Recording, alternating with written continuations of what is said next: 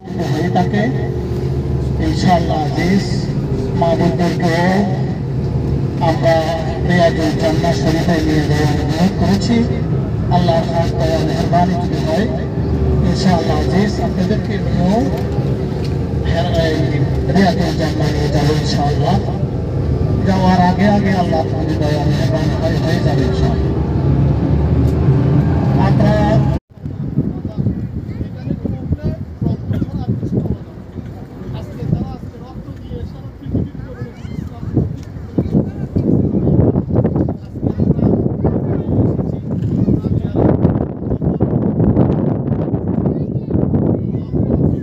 সাথে আমি পরামর্শ করেছি সর্বপ্রথম উহুদের ময়দানে নিয়ে যাচ্ছে।